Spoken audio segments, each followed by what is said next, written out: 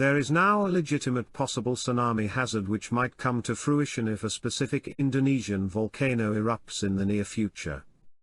What I am referring to is the Ia volcano south of the city of Enda, which has just seen a series of cracks develop around its active crater.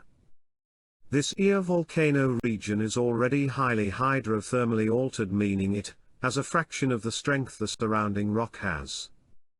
As a result, if and when the next eruption occurs, these cracks, which could very well go much further than we are currently seeing, could cause a small volume edifice collapse to occur, perhaps in the range of up to 10 million cubic meters, but likely involving a vastly smaller figure. While we don't really have a decent model of what extent of a tsunami this could cause, I would give a very rough estimate: a wave capable of producing up to 7 meters or 23 foot of run-up. However, and I cannot stress this enough, there is not even a guarantee or even a likelihood that this is going to occur, merely a slight possibility which is being monitored. This is exclusion zone and evacuations. Why Ia was given an expanded exclusion zone, which was previously 2 kilometers in all directions but is now 3 kilometers in all directions except for its southern sector where it is 5 kilometers.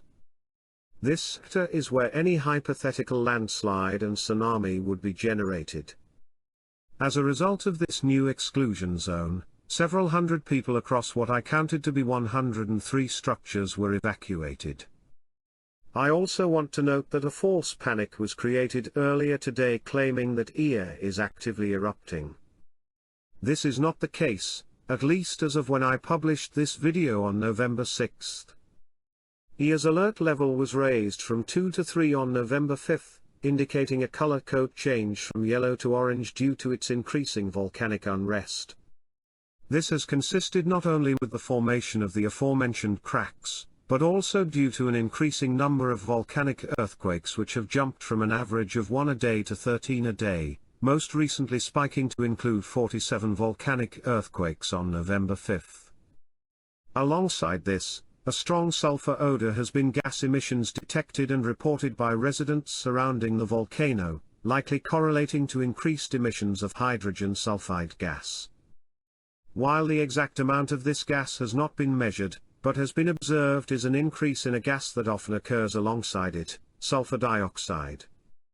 This has created a very faint blue-tinted plume which rises about 50 meters above Ia's main summit crater.